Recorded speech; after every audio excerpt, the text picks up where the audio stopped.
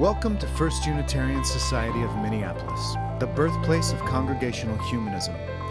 We carry on that tradition of free thought today, dedicated to promoting a free search for truth, meaning, and justice. Our web address is firstunitarian.org. Thank you for joining us.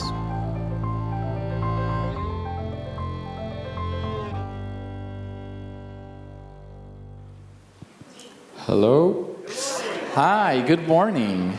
Welcome to First Unitarian Society of Minneapolis. My name is Amos, and I'm the collaborative pianist here. Today I will be playing the 3 solo selections, and given our theme, welcoming, I chose 3 pieces that, to me at least, invite to that. It's kind of like an open welcome to the warmth and of music and its colors, its imagination. So I will start first with a prelude by Claude Debussy. The prelude is called Bruyère, which in French is the name of heather, the little pink flowers. After that, I will play actually a song by Manuel Ponce, Mexican composer, and the song is called Estrellita, Little Star. This is a transcription that I did myself, following quite closely the original voice version. And I will finish with a piece by an Armenian composer, Toccata by Aram Hachaturian. And I would say this last piece, to me at least, it's an invitation to movement and dance. So if you feel so inclined, please be free to dance at the end. It's probably not the typical dance we're used to, but it's definitely a piece that shows dance in 2 very different ways. A very kind of energetic and relentless sort of part at the beginning, and in the middle it's a little more easygoing. It's also a piece that is inspired in Armenian folklore, so it kind of imitates certain traditional instruments of Armenian music. Well, I hope you enjoy all 3.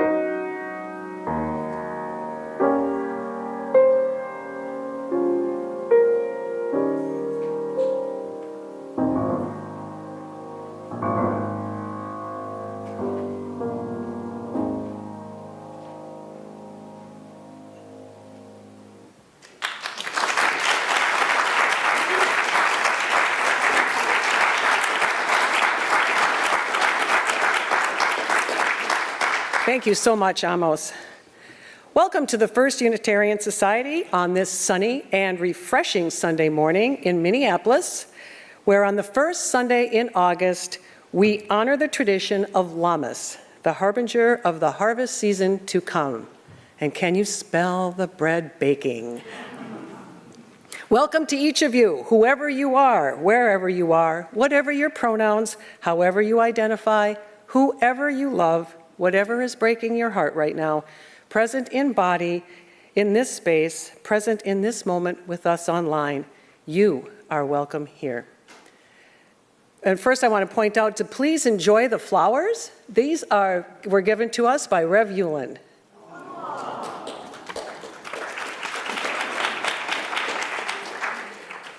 It is good to be together and to gather together in a community of seekers in this place where we commit ourselves to live out our common values, to bring justice, equity, and compassion into our daily lives, to resist all that threatens the earth and her people, and to live out our dreams of a world community of peace, safety, and justice for all beings.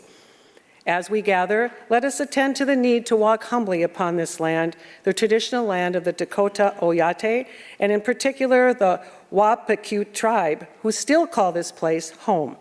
Recognizing the history of genocide and colonialism and their right to justice and self-determination, may we be good allies, advocates, and partners with them. First Unitarian Society is a member congregation of the Unitarian Universalist Association of Congregations. My name is Lisa Green, and I am a member of the Seasonal Celebrations team. Amos and Rebecca will be sharing their music with us today, and I want to recognize the leadership support of all the Seasonal Celebration team members and our amazing media team. Thank you so much. All ages are always welcome here in the Assembly Hall, which is evidenced by the multi-gen space over there for families. Childcare is available down the hall to the left if you want to do that. And the youth are having their final chemistry workshop today. It is geared toward middle school, but all ages are welcome. And now, let's take a moment to say hi to the folks at home by waving to that camera. Then, let's take some time to greet the people around you, paying special attention to maybe introduce yourself to somebody you don't know, or to get a gray songbook from the back.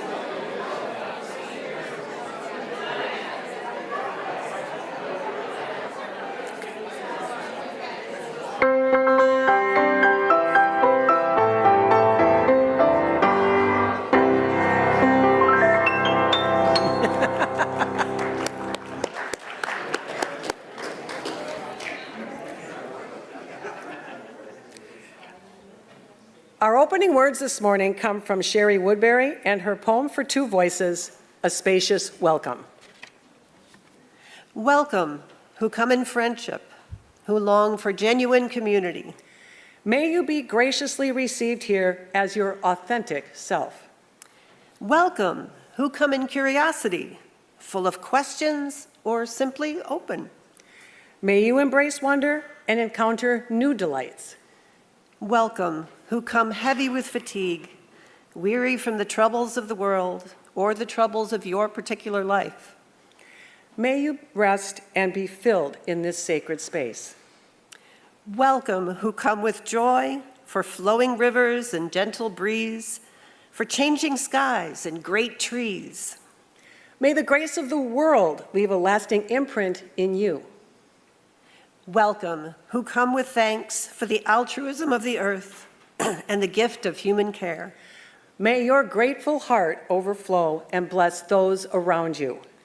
Come, let us celebrate together this wondrous life. Sorry, my bad.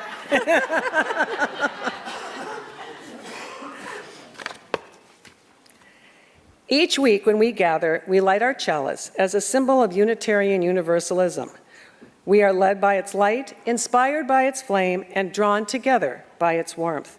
We often light our chalice using words expressing our values and aspirations. Today we'll use words expressing the Unitarian Universalist value of interdependence. As Paul lights the flame, please join me in reading the words on the screen. We honor the interdependent web of all existence with reverence for the great web of life and with humility. We acknowledge our place in it. We covenant to protect Earth and all beings from exploitation.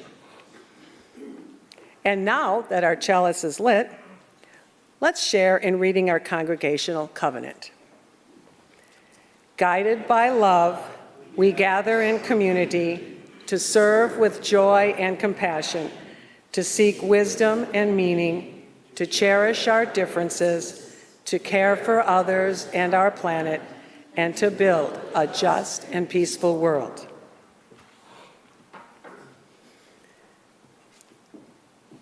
And now I invite you to stand in body or spirit as we sing Enter, Rejoice, and Come In, number 361 in the Grace Songbook, and the words will be on the screen.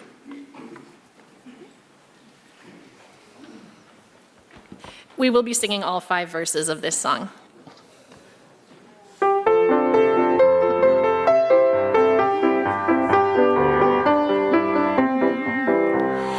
Enter, rejoice, and come in. Enter, rejoice, and come in. Today will be a joyful day. Enter, rejoice, and come in. Open your ears to the song.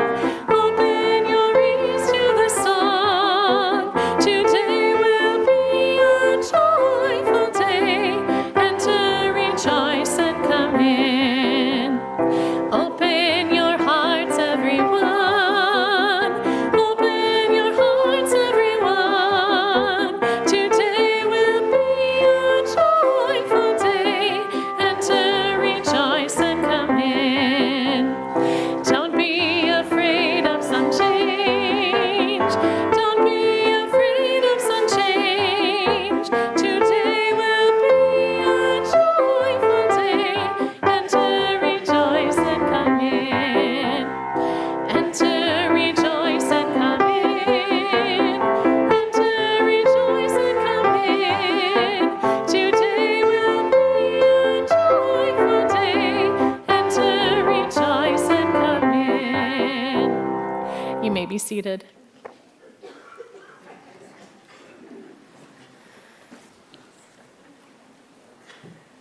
First Unitarian Society is a congregational humanist community. As we journey together, we choose to care for each other, our neighbors, and our planet. One manifestation of that is our caring team. My name is Karen Rowell. I use she, her pronouns, and I am a member of this team. Joy and sadness, celebration and hardship coexist along life's path. If at any time you need some support, or you would like a visit, or if there's something happening in your life that you'd like to share with the care team or this community, please call the FUS office, send a note using the QR code on the screen, or click on the link that's provided in the Friday Update newsletter. We are here for you. Dana Reynolds shared that Wendy Reynolds, former FUS membership coordinator, had a stroke earlier this week. She has had a procedure to remove a clot, and her medical team is running tests and monitoring her. Unfortunately, that's all we know at this time. We also congratulate Patty Dorff on receiving an award for Outstanding Senior Citizen Volunteer in Wright County at the Howard Lake Fair. She's been entering handmade items in that fair for nearly 50 years, and this year she received 11 first place, 2 second place, and 4 third place ribbons. Hey, Patty.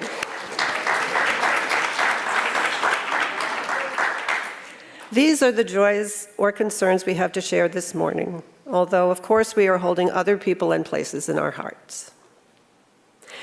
I invite you now to speak into this space those names, be they near or far away, that we may hold all of them in love.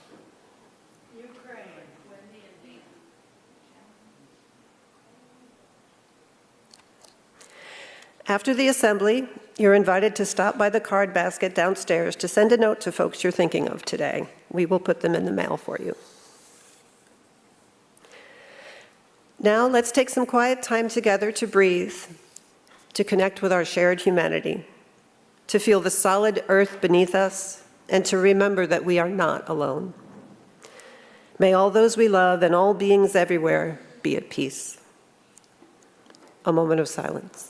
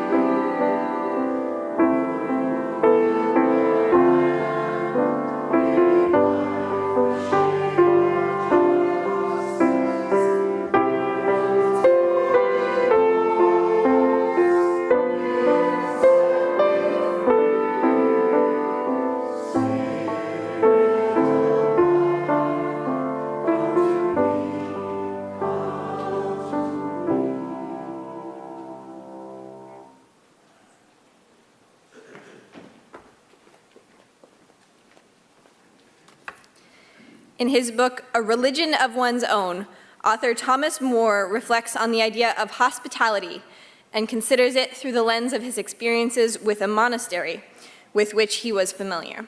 He writes, "Hospitality may seem less important than, say, celibacy, but the effect of this spiritual practice is to create an atmosphere of warmth and friendliness rare in our busy, self-absorbed world.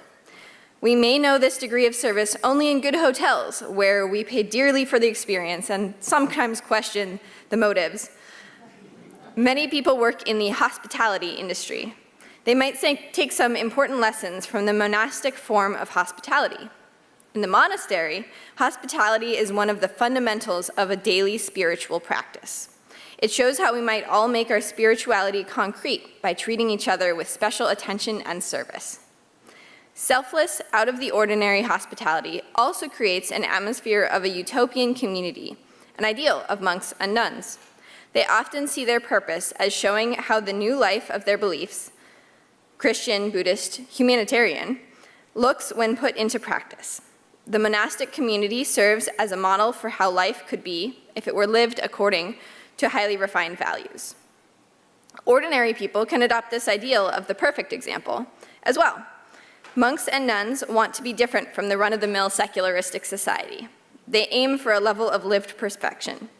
We could do this in our secular lives by refusing to sink to the level of inhospitable, aggressive, and competing ways, practicing what monasticism calls contemptus mundi, a rejection of the usual worldly values for loftier, utopian ideals.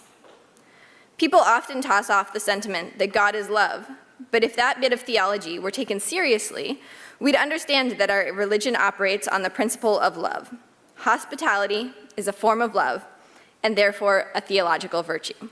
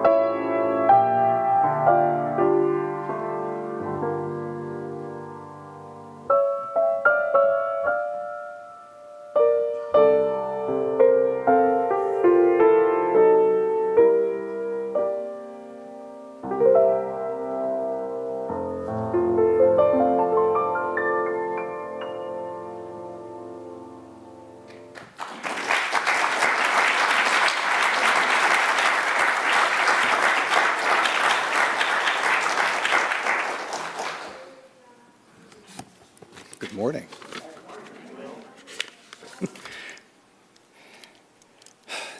Every time I think my vision's going to get better.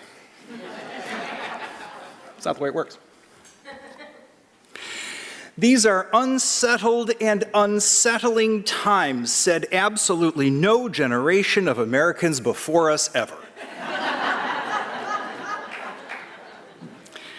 Well, maybe they did, but perhaps these times seem particularly unsettled because they're happening now and they're happening to us. Someday, hopefully, they'll pass.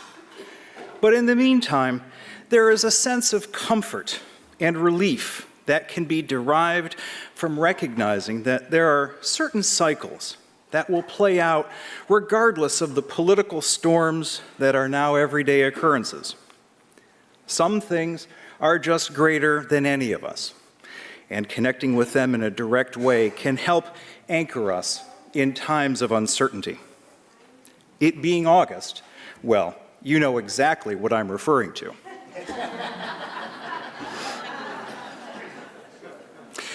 Now, maybe this isn't exactly the force greater than ourselves that you were expecting me to talk about. But this is Minnesota. It is August, and therefore, there is only one thing that is truly important, and that is, of course, the Minnesota State Fair. How many people are planning to go to the State Fair? Show of hands. Look, oh my goodness, just almost everybody. Fantastic. I see a couple of folks who didn't raise their hands, but it's always wonderful to have tourists welcome to FUS this morning. Now, maybe this chart, this slide illustrates a little bit more the cycle you thought I might be referring to. Don't we have to study it? I won't be using it as a lecture, but this chart represents the cycle of the seasons. And here at FUS, many of us believe that connecting with the cycle of the seasons is an important element of our spirituality. It does remind us of our connection to something greater than all of us, greater even than the State Fair, if this can be believed. Of course, the most visible celebrations that we hold are those surrounding the equinoxes and the solstices. But we also recognize a few other occasions throughout the course of the year. These are referred to as the cross-quarter days, the halfway points between the equinoxes and the solstices. For about the past 10 or 15 years or so, we have recognized the halfway point between summer solstice and the fall equinox. This is an event that goes by a number of different names. The one that we use, and that is fairly common, is what's called Lammas. If you're looking at this, it's in the lower left corner of the slide. And the word Lammas is understood to be a sort of a contraction or a corruption of the words loaf mass. This was the time of year in much of the world that heralded the very beginning of the harvest season. In Europe, where many of our ancestors came from, it was still early yet, but some crops, particularly wheat, began to be ready for harvest. And so, at this time of the year, people would be harvesting wheat and processing it and baking it into loaves of bread. And this community event of people coming together in these ways was referred to as a loaf mass, or in our words, Lammas. At FUS, our celebration has tended to continue this focus on grains, bread, and baking. And as Lisa mentioned earlier, you can smell it, and it is so good. You'll hear more about it later. Perhaps the history of people getting together at this time of year around themes of harvest helped inform the scheduling of the Minnesota State Fair. According to Catherine and Linda Kautsky in their book, Minnesota State Fair, An Illustrated History, it all began in 1852 when the territorial governor, Alexander Ramsey, created the first agricultural society in what was then the territory of Minnesota. 2 years later, the society held its first territorial fair. And the intent behind this event was at least twofold.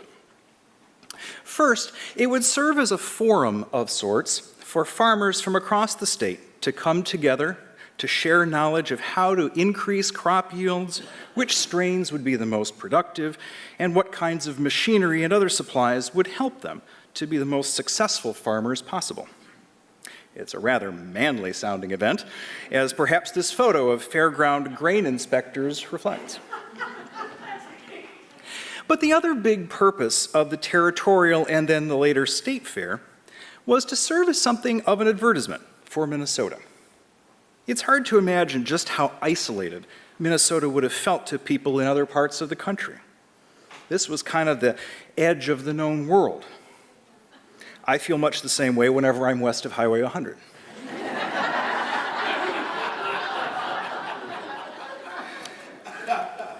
Organizers of the territorial fair were trying to promote this part of the country as a place where people could come, a place where they could have a future, where they could belong. In a sense, this was Minnesota's welcome mat, inviting people to come in, to sample what Minnesota had to offer.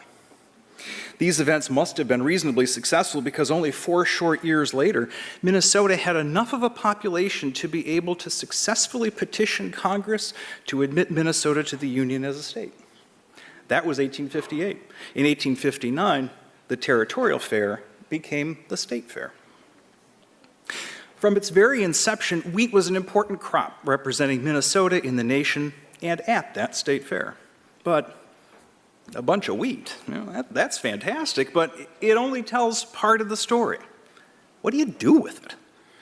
Well, of course, the thing you do with wheat is typically you turn it into flour and bake with it, just as people had been doing at Lammas for generations. But as I said earlier, the fair was all about farming and crops and machinery and so forth. And this was a fairly masculine event. And baking did not fit into that ethos. So the organizers recognized that to expand the offerings of the fair to show what you could actually do with the wheat involved making sure that women attended the fair. Some of the promotional materials from the 1863 State Fair, for example, which took place at Fort Snelling, were specifically designed to attract women to participate and to bring their arts and crafts, including their baking, to the fairgrounds. And it really was quite successful in that women did take part, and it became just that much more of a community celebration. Being what the Times would have considered women's work, the baking aspect of the state fair was assigned to, for lack of a better phrase, the ladies' auxiliary. The fact that I refer to the ladies' auxiliary while the editor of the Minnesota Women's Press is in the audience confirms I like to live dangerously. Now, the so-called ladies' auxiliary went by a number of different names, but it did not have its own building within the state fair for decades. Perhaps so-called women's work simply wasn't valued that much. According to Carol Marling, author of Blue Ribbon, a social and pictorial history of the Minnesota State Fair, quote, "Men could do almost anything, but the ladies were conceded supremacy only in the realm of jellies, bread, quilts, and Battenberg lace." These exhibits sort of moseyed around the fairgrounds from year to year, but there was no fixed home until the early part of the 20th century, when a new machinery hall was built and the old one was turned over to the ladies to be the women's building. And this is where you would find the baking, the arts and crafts, the quilting, and so on, probably some Battenberg lace as well. The strong association of baking with so-called women's work was perhaps illustrated best by an incident that took place in the early 1900s, according to the Kowskis. They write, "In the early 1900s, a daring man entered the women's world of baking competition. He arrived at the fair with a large collection of cakes and registered a tutti frutti cake along with the other delicacies. The ladies didn't think it was a fair contest, but he went home with a couple of second-place ribbons." Now, I, of course, hate to traffic in vicious stereotypes.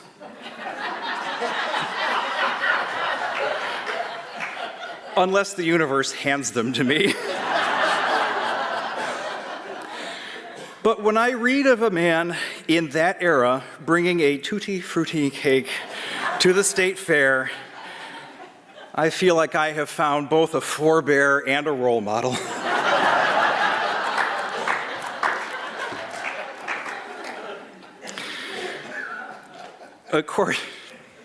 According to Minnesota State Fair, the history and heritage of 100 years, it wasn't until 1952 that these aspects of the fair got the gender-neutral name home activities. Interestingly enough, according to Marling, in 1905, at the entrance to the women's building sat a 300-pound loaf of bread, said to be the biggest ever baked in Minnesota. Marling reports that little by little, as the fair went on, it was nibbled away by hungry visitors. Reflecting on the story, Marling thinks, even in its pristine state, the loaf was an ambiguous presence. On the one hand, it stood for the basic task of the housewife. But the huge loaf of 1905 was also a harbinger of modernism. Prepared by a commercial bakery, it signaled a major change in the old-fashioned role of women, whose most arduous chores were being lightened and even eliminated by machinery. In that vein, Marling notes that by the 1930s, when this photo was taken, The Betty Crocker folks were offering baking classes at the state fair because, increasingly, young women were not learning the art of baking at home. Certainly, baking competitions became a highly popular part of the state fair. Marling quotes an early 20th century report as follows. People seem crazy to buy the premium cakes and pies, and they're willing to pay a good price for them. One woman begged me for just a taste of the lemon pie so she could see if it was better than she could make, reported one dignitary of the baking division. Marling notes that despite the pleas of hungry visitors, however, the goodies were not for sale. Instead, they were quietly donated to residents of charitable institutions once the fair closed. The wisdom of that policy was reportedly demonstrated in 1915, after the director of one such agency thought it might be more lucrative to auction off slices of angel food and lemon meringue at a booth near the grandstand and keep the proceeds. He thereby touched off what the newspapers described as a near riot among gluttonous fairgoers scrambling for a crumb of a genuine prize-winning confection. I know that you are just as shocked as I am to hear state fairgoers described as gluttonous. Now, this happy crew was part of the baking competition in 1922. Perhaps one of these women was Dorothy Clow of Humboldt, Minnesota, who wowed the crowd that year when she addressed her audience through the persona of her own cake, as one obviously would. After describing the baking process, including the surely legendary line, "After egg whites are added to the cake, my mistress puts me in the oven. When I am baked properly, I become a beautiful golden brown," Clow reportedly added, and I hasten to say, this is a quote, "I have a very dear friend, the sponge cake. Once in a while we quarrel, but not very often. Sometimes she becomes angry with me if I seem to be more popular than she is. However, she soon quiets down and we're friends once more. On the whole, I have a very enjoyable life and would not be anything else for the world." One imagines that the summer of 1922 may have been a little hotter than normal, and that it might have gotten to Ms. Clow. But you know how it is after a long day at the state fair. Any of us might find ourselves channeling the odd baked good conversationally. Baking was used at times to help promote other products as well. According to Marling, Haralson apples were introduced in 1932, but she says the response was tepid. The variety didn't really catch on until 1936, when the Minnesota Fruit Growers Association centered its exhibit on a golden brown, 100-pound apple pie made with 2 bushels of Haralsons. I wish there were a photo of this. The size, the aroma, and the flaky grandeur of the pastry launched the long-keeping Haralson on its career as Minnesota's favorite apple pie. At my eventual memorial service, please be certain that someone describes me as also having had flaky grandeur.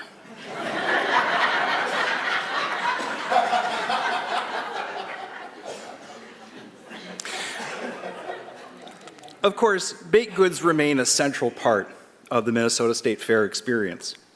The Star Tribune recently reported that in 2025, nearly 3,000 people entered baking competitions at the fair across 82 categories. And the competition evolves. NPR recently reported that the State Fair will now offer the Marjorie Johnson Honey Bee Award, named after an iconic Robbinsdale resident who won over 2,500 ribbons at state and county fairs, earning her the title of Blue Ribbon Baker. She passed away in October at 106. Patty, you've got some work to do. Today, baked goods at the State Fair take on new forms, perhaps not specifically contemplated in the fares of previous generations. For example, I'm already, right? And of course, we certainly can't forget. Yeah, right, okay, everyone, yeah. For me, it's not the state fair until I've had my hot pretzel. What is it for you? What's your state fair go-to? Wow. Well, that was an unplanned moment. Whew. In 2004, American author Jesse Browner wrote, "Eating and hospitality in general is a communion, and any meal worth attending by yourself is improved by the multiples of those with whom, I see, it is shared." If true, well, here it is. You know, I could just stop here, right? It's just, right, you know, what else is new, right?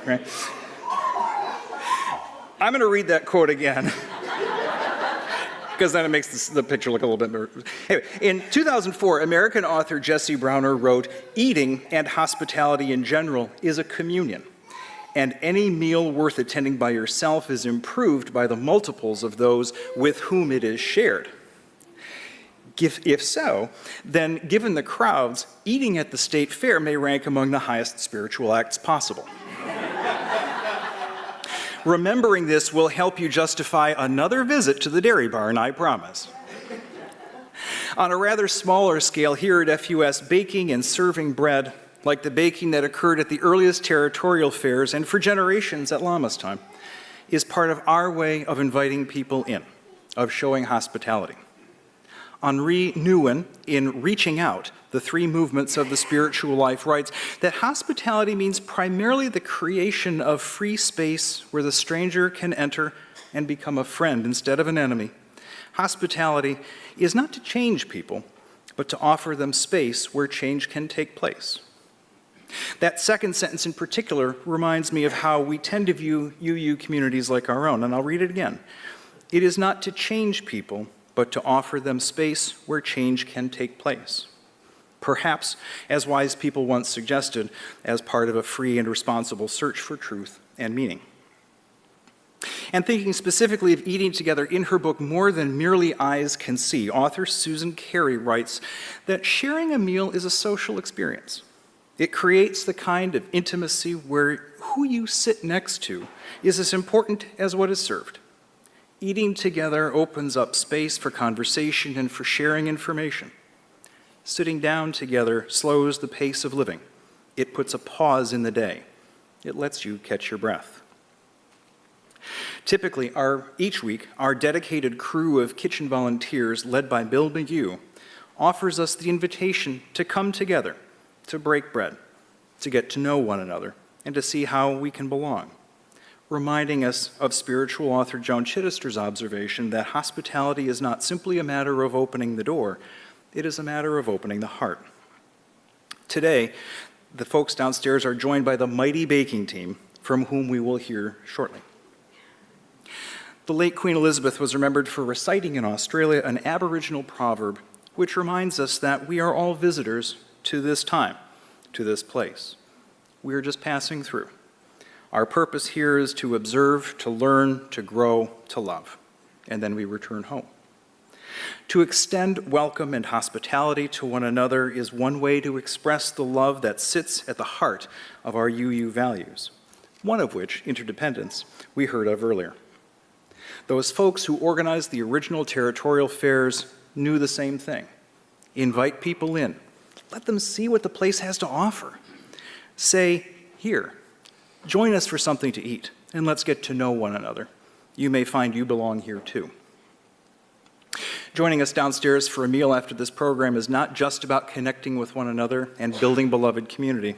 Sharing bread at this time of the year reminds us of our connection to that cycle of the seasons we care about here, and to our place in the cosmos, whose movements drive that cycle.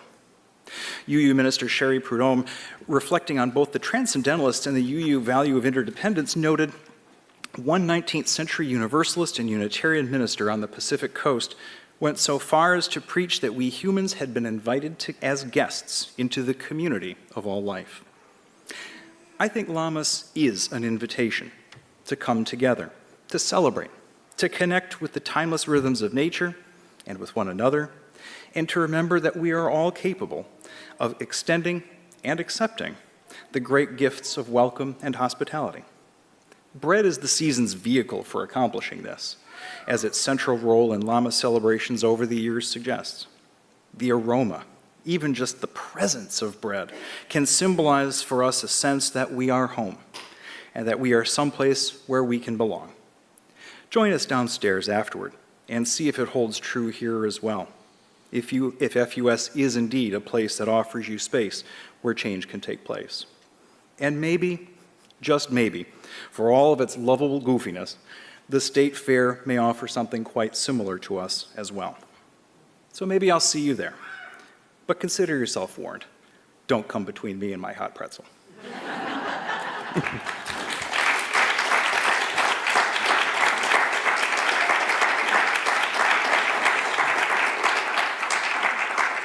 And now I invite you to stand in body or spirit to join us for our second congregational song, Come, Come, Whoever You Are. It's number 188 in the Gray Songbook.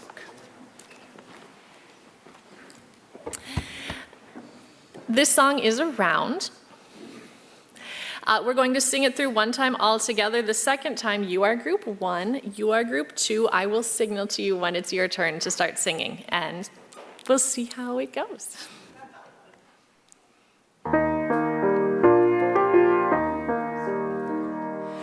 Come, come, whoever you are, wanderer, worshiper, lover of leaving, ours is no caravan of despair. Come yet again, come.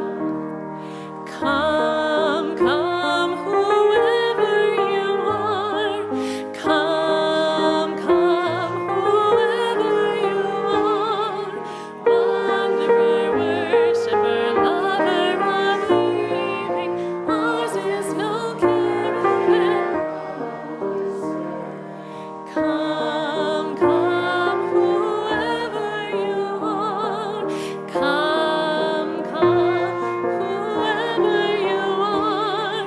Wanderer, worshiper, lover of leaving, ours is no caravan of despair. Come yet again, come. You may be seated.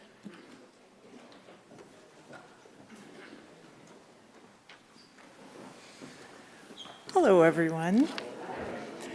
My name is Heather Martens. My pronouns are she and her, and I am currently chair of your Board of Trustees. I'm especially happy to be here today as we begin the settled ministry of Reverend Chad Snyder. And I've been around for a while. My husband and I first came here when our kids were little, and we quickly began to call this place our home. And besides that, FUS is the proud birthplace of Congregational Humanism. Our mission is to foster a free search for knowledge and meaning, to strive for justice, and to serve one another, the Twin Cities, and beyond. Your gifts make it possible for us to put our mission and our aspirations into practice. By supporting the congregation financially, you can use your energy to make a positive difference in the world. There are many ways to give. If you're not prepared to give right now, you can always stop by the office or mail in your donation. You can use the QR code on the screen, which will take you to our online giving form, where you can designate how you'd like your donation used. As the baskets are passed, you are invited to give generously and joyfully as you are willing and able. Thank you.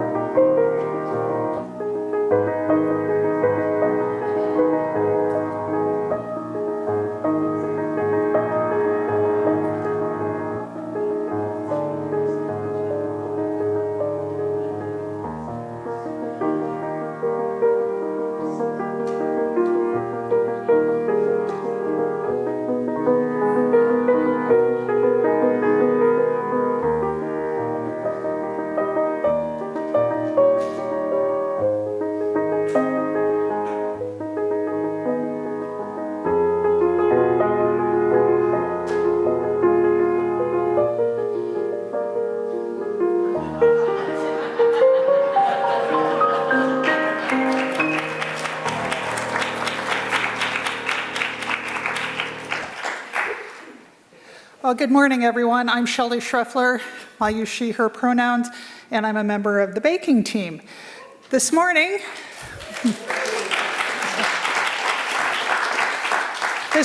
in honor of Lammas, we once again have two varieties of bread.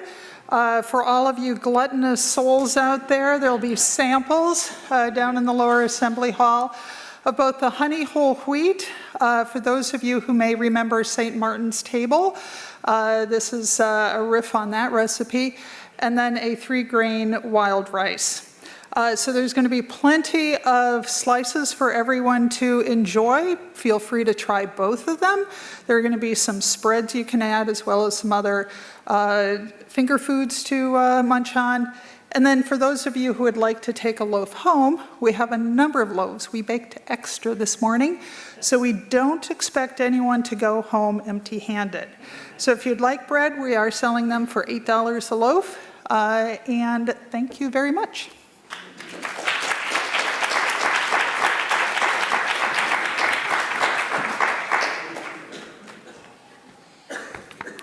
And now for the rest of the announcements. Look for a couple of important announcements in our Friday update. First, Rev Yulin wrote a farewell message there. So if you haven't already seen it, please check that out. We're so sad to see her go, but we're happy that as she starts her new adventure. And then you'll see a message from Rev Chad Snyder, who is here today on his first official Sunday as our settled minister. So you didn't get to see him in the pulpit today because Lammas, but he will be here, right here next Sunday. And he is eager to...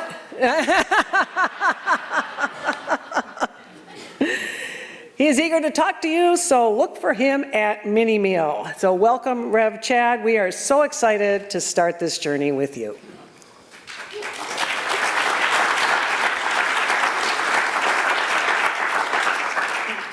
This past Thursday, our new membership coordinator, Bug Hartstock, had office hours at Dream Cafe on Lyndale Avenue, where he invited congregants to have a meet and greet. He will be there again Thursday, August 13th from 1:30 to 2:30 p.m. Bug is happy to be a part of FUS as the new membership coordinator and is eager to get to know the congregation and its people better. For those interested in learning more about FUS and exploring our pathway to membership, join Bug for today's Welcome to FUS session. This half-hour session will be held at 12:15 in the room just down the hall, room 307. The FUS Democracy Defense Team is continuing to organize to take back our democracy.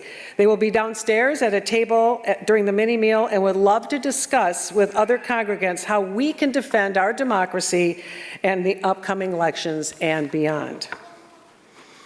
And then after assembly, for those in the building, please join us downstairs for conversation and our weekly mini meal. We have a donation jar for mini meal donations, or you can scan a QR code or text to donate. Today's mini meal is cornflake crusted chicken, potatoes O'Brien, mixed greens with citrus vinaigrette, coleslaw, agua fresca, and of course, our Lammas bread.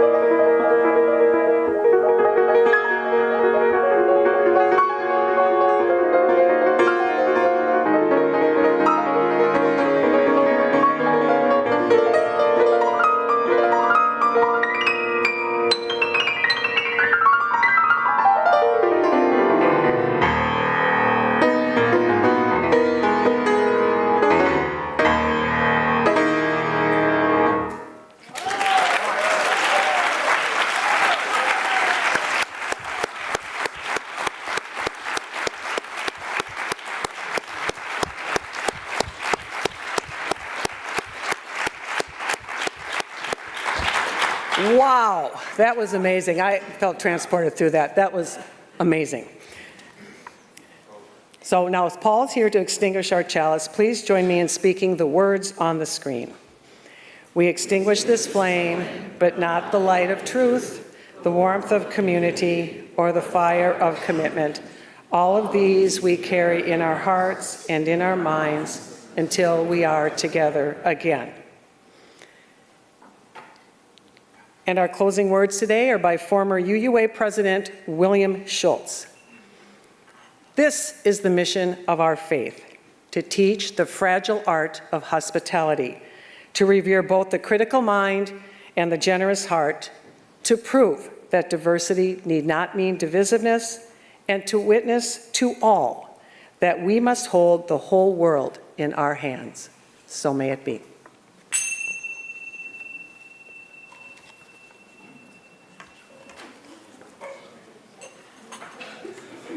I messed up. I got you out of order on that last part. No. Oh, okay.